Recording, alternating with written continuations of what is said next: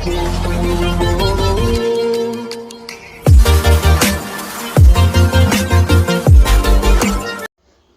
Friends, very good morning. Welcome back to my YouTube channel. Friends, ಇವತ್ತಿನ ವ್ಲಾಗ್ನ start ಮಾಡೋಣ ಬನ್ನಿ.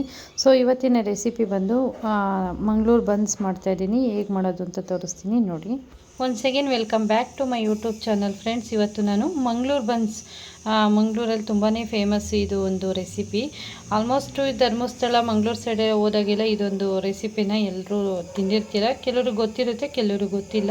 ಸೊ ತುಂಬಾ ಸುಲಭವಾಗಿ ಮನೇಲಿ ಯಾವ ರೀತಿ ಮಾಡೋದು ಅನ್ನೋದನ್ನ ರೆಸಿಪಿನ ಶೇರ್ ಮಾಡ್ತಾಯಿದ್ದೀನಿ.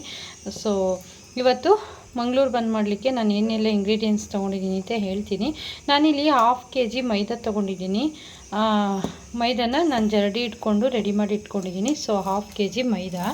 ನೆಕ್ಸ್ಟ್ ಬಂದು 1 ಕಪ್ಪಷ್ಟು, ಒಂದು ಮೀಡಿಯಮ್ ಕಪ್ ಬರುತ್ತಲ್ಲ, ಮೀಡಿಯಮ್ ಕಪ್ಪಲ್ಲಿ 1 ಕಪ್ಪು ಶುಗರು, ಸ್ವಲ್ಪ ಅಡುಗೆ ಸೋಡಾ, 2 ಬಾಳೆಹಣ್ಣು ತೊಗೊಂಡಿದ್ದೀನಿ, ಮತ್ತು ಸ್ವಲ್ಪ ಉಪ್ಪು, ಮೊಸರು, 1 ಕಪ್ ಮೊಸರು ತೊಗೊಂಡಿದ್ದೀನಿ. ಇಷ್ಟೇ ಇಂಗ್ರೀಡಿಯೆಂಟ್ಸ್, ಸಿಂಪಲ್ಲು. ನೀವು ಸ್ವಲ್ಪ ಜೀರಿಗೆನ ಆ್ಯಡ್ ಮಾಡ್ಕೋಬೇಕಾಗುತ್ತೆ. ನಾನು ಮರ್ತ್ಕೊಂಡೆ, ತೊಗೋತೀನಿ ಇವಾಗ. ಜೀರಿಗೆನ ಈ ರೀತಿ 1 ಸ್ಪೂನ್ಗಿಂತ ಕಮ್ಮಿ ಇದೆ ಕ್ರಷ್ ಮಾಡಿ ಇಟ್ಕೊಂಡಿದ್ದೀನಿ ಜೀರಿಗೆನ. ಸೊ ಮೊಸರು, ಜೀರಿಗೆ, ಶುಗರ್, ಬಾಳೆಹಣ್ಣು, ಈ ಥರ ಏಲಕ್ಕಿ ಬಾಳೆಹಣ್ಣು ಬೇಡ, ಈ ರೀತಿ ಪಚ್ಚ ಬಾಳೆಹಣ್ಣು ಅಂತ ಹೇಳ್ತಾರೆ ನಮ್ಮ ಕಡೆ, ಚುಕ್ಕಿ ಬಾಳೆ ಅಂತಲೂ ಅಂತಾರೆ. ಈ ಬಾಳೆಹಣ್ಣನ್ನು ಆ್ಯಡ್ ಮಾಡ್ಕೊಳ್ಳಿ. ಸ್ವಲ್ಪ ಅಡುಗೆ ಸೋಡಾ, 1 ಚಿಟಿಕೆ ಉಪ್ಪು, ಮತ್ತು ಮೊಸರು, ಇಷ್ಟನ್ನು ಕೂಡ ಇವಾಗ ನಾನು ಒಂದೊಂದೇ ಹಾಕ್ಕೊಂಡು ಕಲಿಸ್ಕೊತೀನಿ. ಅದಕ್ಕೆ ಮುಂಚೆ 1 ರೌಂಡು ಮಿಕ್ಸಿ ಜಾರ್ಗೆ ಶುಗರ್ನ ಪೌಡ್ರು ಮಾಡ್ಕೊತೀನಿ, ತೋರಿಸ್ತೀನಿ ನಾನು. ಚಿಕ್ಕ ಜಾರ್ ಬರುತ್ತಲ್ಲ, ಅದಕ್ಕೆ ಶುಗರ್ನ ಹಾಕ್ಕೊಂಡು 1 ರೌಂಡ್ ಹಾಗೆ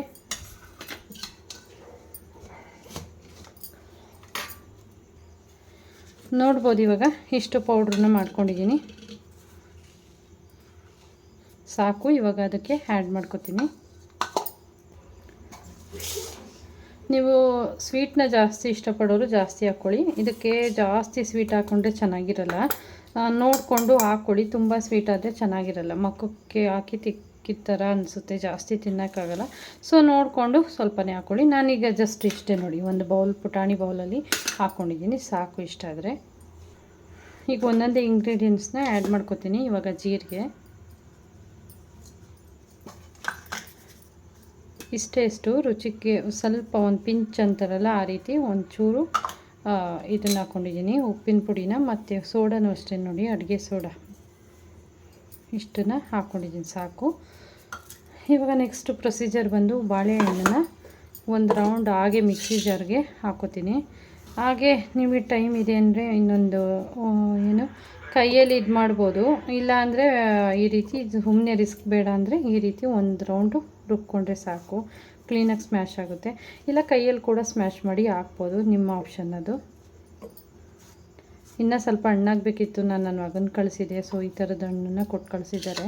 ಇನ್ನು ತುಂಬ ಚೆನ್ನಾಗಿ ಹಣ್ಣಾಗಿದ್ದರೆ ಇನ್ನೂ ಟೇಸ್ಟು ಸೂಪರಾಗಿರುತ್ತೆ. ಸೊ ನೋಡ್ಕೋಬೋದು. ಇವಾಗ ಇದನ್ನು ಗ್ರೈಂಡ್ ಮಾಡ್ಕೊಂಡು ಸಿಗ್ತೀನಿ.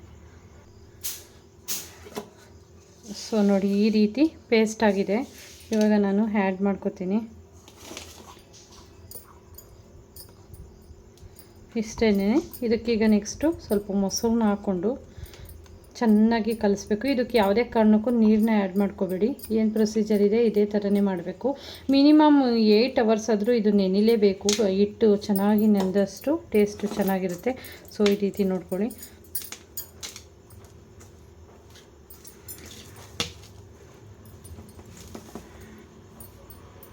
ನಮ್ಮನೇಲಿ ಒಂದು 3 ಮಂತ್ಸಿಗೆ 1 ಟೈಮ್ ಆದರೂ ಮಾಡ್ತೀನಿ.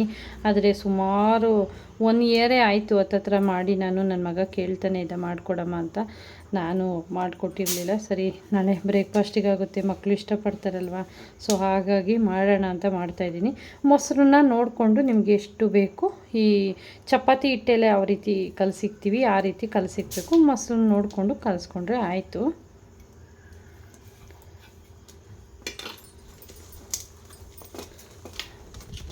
ಇಷ್ಟೇನೆ, ಸಿಂಪಲ್ಲು, ಬೇಗ ಮಾಡ್ಕೋಬೋದು. ಇದು ಕಲಸಿ ಇಟ್ಬಿಟ್ಟು ಮಾರನೇ ಬೆಳಗ್ಗೆಗೆ ಪೂರಿ ಟೈಪ್ ಲಟ್ಟಿಸ್ಕೊಂಡು ನಾವು ಕರ್ಕೊಂಡ್ರೆ ಆಯಿತು. ಇದಕ್ಕೆ ಸ್ವಲ್ಪ ಸೈಡ್ಗೆ ಚಟ್ನಿನೂ ಮಾಡಿ ತೋರಿಸ್ತೀನಿ ನಾಳೆ ನಾನು.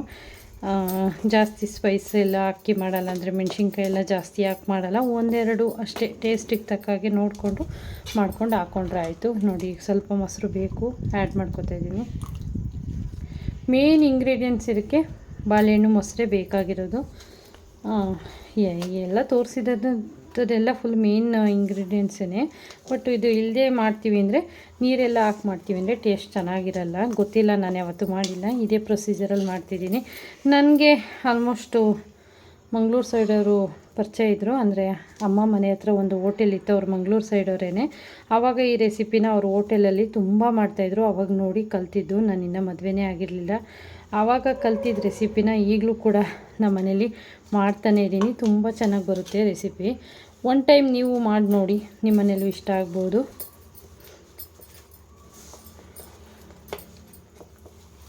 ಇದು ರೆಡಿ ಕೂಡ ಸಿಗುತ್ತೆ ಇವಾಗ, ಬಟ್ ರೆಡಿ ಒಂಚೂರು ಚೆನ್ನಾಗಿರಲ್ಲ. ಈ ರೀತಿ ಈ ಪ್ರೊಸೀಜರಲ್ಲೇ ಮಾಡ್ಕೊಂಡು ತಿಂದು ನೋಡಿ, ತುಂಬ ಚೆನ್ನಾಗಿರುತ್ತೆ. ಈಗ ನಾನು ಹಿಟ್ಟನ್ನೆಲ್ಲ ಫುಲ್ ಕಲಿಸ್ಕೊತೀನಿ.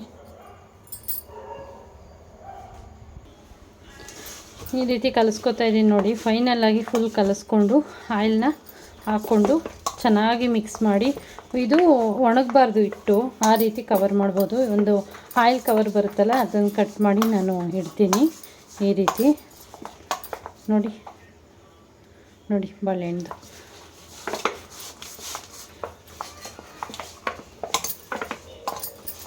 ಈ ರೀತಿ ಕಲಿಸ್ಕೋಬೇಕು.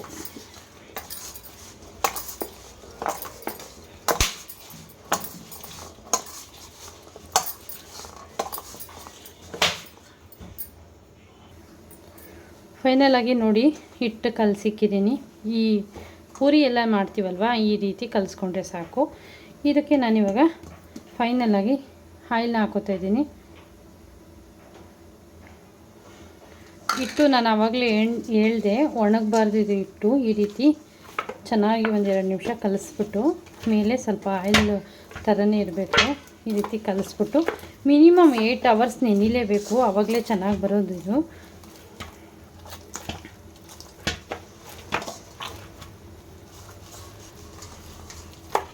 ನನ್ನ ಮಗ ಇಲ್ಲೇ ವೆಯ್ಟ್ ಮಾಡ್ತಾವನೆ.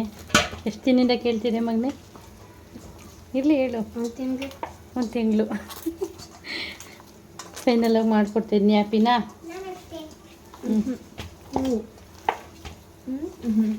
ಎರಡು ಹೋಗುತ್ತೆ. ಏನು ಹಿಂಗೂ ಬೇಕು?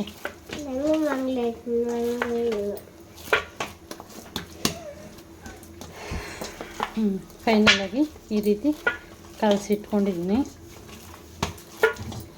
ಡೈಲಿ ಒಂದೊಂದು ಬೇಕು ಅಂತ ಡಿಮ್ಯಾಂಡ್ ಮಾಡ್ತಾರೆ ನಮ್ಮ ಮಕ್ಕಳು, ಇದು ಬೇಕು ಅದು ಬೇಕು ಅಂತ. ಅದರಲ್ಲಿ ನನಗೆ ಯಾವುದೋ ಒಂದು ಮಾಡಿದರೆ ಆಯಿತು ಅನ್ನೋ ಥರ. ನಮ್ಮನೆಯವ್ರ ಪಾಪ ಏನೂ ಕೇಳಲ್ಲ, ಮಾಡಿಕೊಟ್ಟಿದ್ದನ್ನು ಸುಮ್ಮನೆ ತಿನ್ಕೊಂಡು ಹೋಗ್ತಾರೆ. ಬಟ್ ಮಕ್ಕಳದೇ ಡಿಮ್ಯಾಂಡು. ಈಗ ಇವತ್ತು ಒಬ್ಬಂದಾದರೆ ನಾಳೆ ಇನ್ನೊಬ್ಬಂದಿರುತ್ತೆ. ಈ ರೀತಿ ಫೈನಲಾಗಿ ಕಲಸಿಟ್ಟಿದ್ದೀನಿ. ಒಂದು ಎಣ್ಣೆ ಕವರಲ್ಲಿ ಪ್ಯಾಕ್ ಮಾಡ್ತೀನಿ, ತೋರಿಸ್ತೀನಿ. ನಾನಿಲ್ಲಿ ಆಯಿಲ್ ಕವರ್ ಬರುತ್ತಲ್ಲ, ಈ ಆಯಿಲ್ ಕವರ್ನ ಈ ರೀತಿ ಕಟ್ ಮಾಡಿ ಇಟ್ಕೊಂಡಿದ್ದೀನಿ. ಈ ನೀವು ಒಬ್ಬಟ್ಟು ಮಾಡೋಕ್ಕೆಲ್ಲ ಕವರ್ ಯೂಸ್ ಮಾಡ್ತಿರಲ್ಲ, ಅದೇ ಕವರ್ನ ಇಕ್ತೀವಿ ಅಂದ್ರೆ ಪರವಾಗಿಲ್ಲ. ಈ ರೀತಿ ನೋಡಿ ಫುಲ್ಲು ಪ್ಯಾಕ್ ಆಗಬೇಕಿದು. ಹಿಟ್ಟು ಒಣಗಬಾರ್ದು ಅಂತ ಆವಾಗಲೇ ಹೇಳಿದೆ ನಾನು. ಈ ರೀತಿ ಪ್ಯಾಕ್ ಮಾಡಿ ಈಗ ಮತ್ತೆ ಇದ್ರ ಮೇಲೆ ಒಂದು ಪ್ಲೇಟ್ನ ಮುಚ್ಚಿಬಿಡ್ತೀನಿ. ಈ ರೀತಿ ಫೈನಲಾಗಿ ಇದ್ರ ಕತೆ ಮುಗೀತು. 8 ಅವರ್ ನೆನಿಬೇಕು. ಸೊ ಮಾರ್ನಿಂಗು ಇದು ಯಾವ ರೀತಿ ಅರಳಿದೆ, ಯಾವ ರೀತಿ ನಾನು ಮಾಡ್ತೀನಿ, ನಮ್ಮ ಮುಂದಿನ ಇನ್ನೊಂದು ಪ್ರೊಸೀಜರ್ನ ನಾನು ಆಮೇಲೆ ತೋರಿಸ್ತೀನಿ. ಹೀಗೆ ನೋಡ್ತಾ ಇರಿ ಫ್ರೆಂಡ್ಸ್.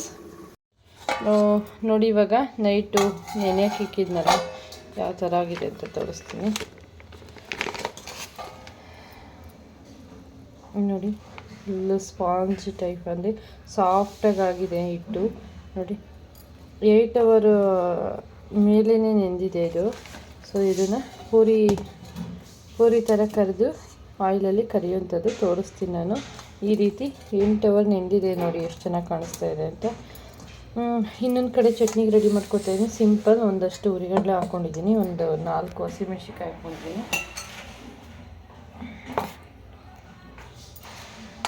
ತೆಂಗಿನಕಾಯಿ ಸ್ವಲ್ಪ.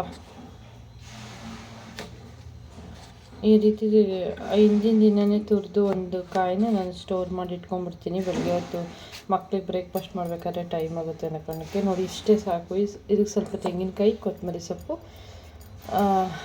ಒಂದೆರಡು ಅಷ್ಟು ಬೆಳ್ಳುಳ್ಳಿ ಹಾಕ್ಕೊಂಡು ರುಬ್ಕೋತೀನಿ ಅಷ್ಟೇ ಚಟ್ನಿಗೆ. ಇದೆಲ್ಲರೂ ಆಮೇಲೆ ಸಿಗ್ತೀನಿ. ಈ ರೀತಿ ಉಂಡೆಗಳನ್ನ ತಗೊಂಡ್ರೆ ಸಾಕು ಪೂರಿ ಸೈಜ್ಗೆ.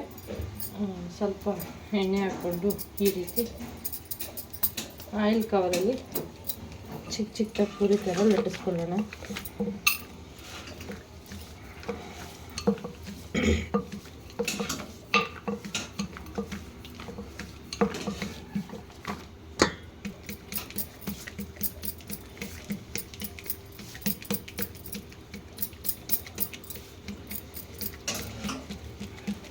ಒಂದೇ ಸಮ ಬರಬೇಕು, ಮತ್ತೆ ಚಿಕ್ಕದಾಗುತ್ತೆ, ಅದಕ್ಕೆ ಆಗಲೂ ಕೂತ್ಕೊಂಡಿದ್ದೀನಿ.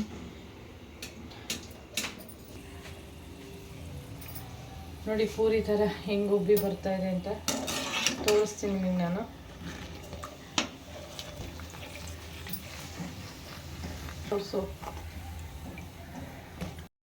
ಮೊನ್ನೆ ನಾನು ಅವಲಕ್ಕಿ ಕರ್ತಿದ್ನಲ್ಲ, ಅದೇ ಆಯಿಲ್ನ ಯೂಸ್ ಮಾಡ್ಕೊಂಡಿದ್ದೀನಿ. ಅದೇ ಆಯಿಲಿಗೆ ಹಾಕ್ಕೊಂಡು ನಾನಿವಾಗ ಬನ್ನನ್ನು ಕರಿತಾ ಇದ್ದೀನಿ. ಅದು ಬೇಯಬೇಕಾದ್ರೆ ಈ ರೀತಿ ಮೇಲಕ್ಕೆ ಉಬ್ಬಿ ಬಂದಾಗ ಆಯಿಲ್ನ ಹಾಕ್ತಾನೆ ಇರಬೇಕು. ಆಯಿಲ್ ಹಾಕ್ತಾ ಇದ್ದರೆ ಚೆನ್ನಾಗಿ ಉಬ್ಬಿ ಬರುತ್ತೆ. ಆ ಕಾರಣಕ್ಕೆ ಚೆನ್ನಾಗಿ ಆಯಿಲ್ನ ಹಾಕಬೇಕು. ಈ ರೀತಿ ನೋಡಿ,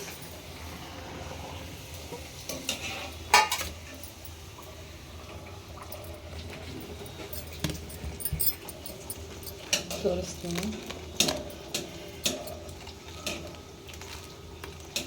ಅಷ್ಟೊಂದು ತುರ್ತಾ ಇತ್ತ ನೋಡಿ, ಈ ರೀತಿ ಬರುತ್ತೆ ಹಿಟ್ಟು. ಇದಕ್ಕೆ ಕಾಂಬಿನೇಷನ್ ಆಗಿ ಚಟ್ನಿ.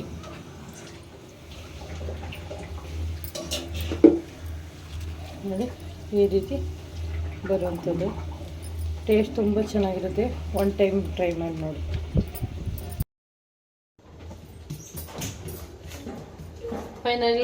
ಫೈನಲಿ ಲಾಸ್ಟು ಬಂದು ಮಾಡ್ತಾಯಿದ್ದೀನಿ ನೋಡಿ.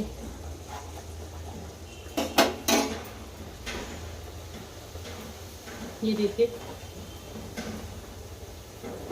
ಚೆನ್ನಾಗಿರ್ತವೆ ಬೆಳಿಗ್ಗೆ ಬ್ರೇಕ್ಫಾಸ್ಟಿಗೆ ನೋಡಿ.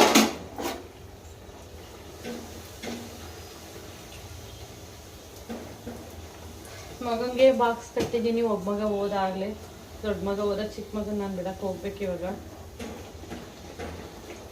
ಎಷ್ಟು ಆಯ್ತಮ್ಮ? ಟೈಮ್ ಆಯ್ತು, ಬೇಗ ತಿನ್ನು. ಬಟ್ಟೆ ಬಿಚ್ಚುತ್ತಾನೆ. ಏಯ್ ಬಾರ ಮೇಲೆ ಬಿಚ್ಕೊಡ್ತೀನಿ ನಾನು. ಎಷ್ಟು ಬಾಯಿ ಹಿಂಗೆಲ್ಲ ಬಟ್ಟೆ ಬಿತ್ತಾರೆ ಶೋ. ತಗೋ ಈಗ ಟೀ ಶರ್ಟ್ ತಗೋ.